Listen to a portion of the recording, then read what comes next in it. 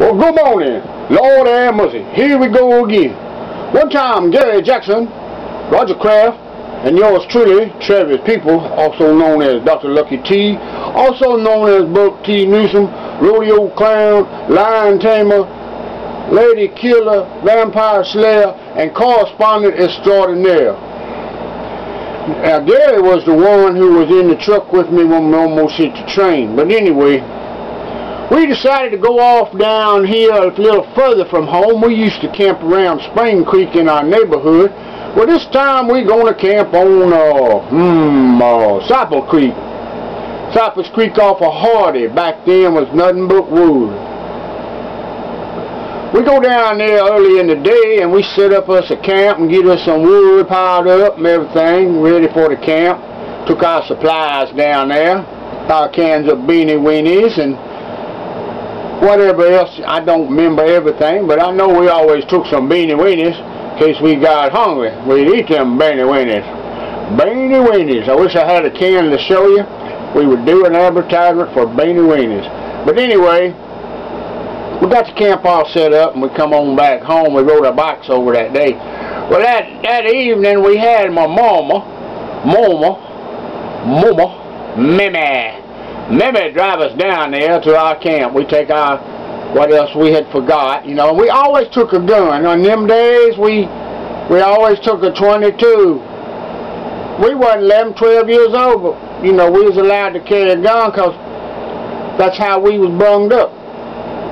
We carried a gun down in the woods. That's where you need it. In case a snake come out of the creek, and that has happened.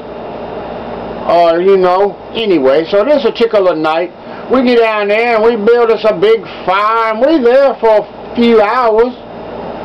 And all of a sudden we hear something go,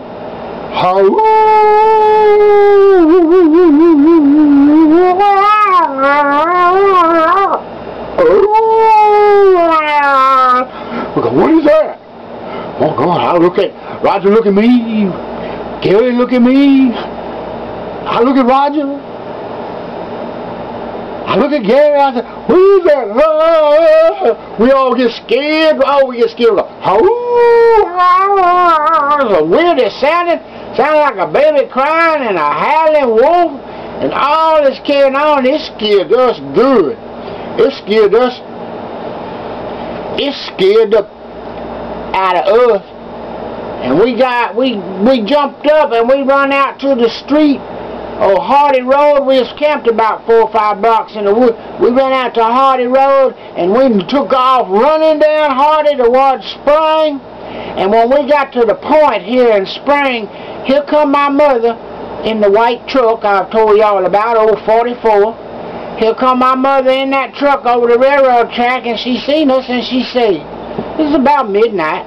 She said, what y'all doing out here? She said, there's wolves down there. Wolves. Well, she said, you know, something told me just to come over here and drive by. And here y'all are out in the road all freaked out, you know.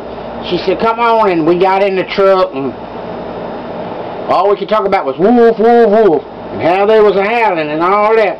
And then she took us on home, and my daddy said, wolf, wolf, because he's from the city. Well, later on, as I got older, I realized it wasn't the wolves, it was coyotes. And just recently I told y'all about the coyote problem. I hadn't seen any coyotes, but I've been in my yard when the coyotes was there 2 or 3 weeks back, and I'd hear them, and they would do that same kind of howl,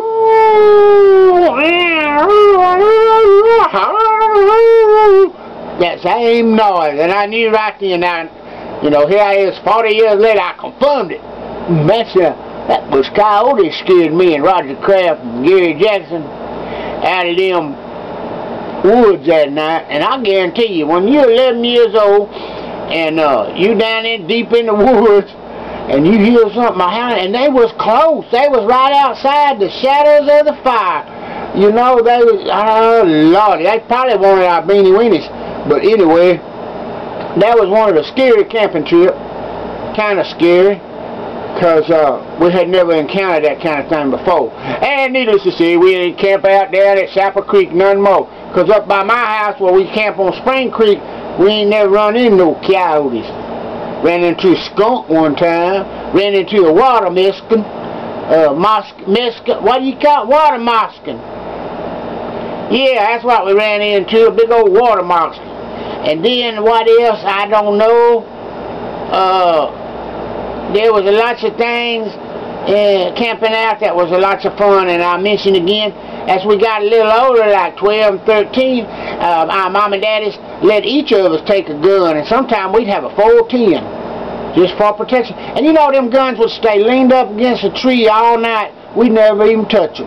Only if we had to shoot a snake or something like that. You know, we didn't do no target practicing. Them guns was there for a purpose, and that was protection. And that's what it's all about. Guns are for protection. And I need to be protected. That's why I am protected. Because guns are for protection. And I savor my life, and I savor your life. I savor every life. So, my motto is, don't murder me, and I won't murder you.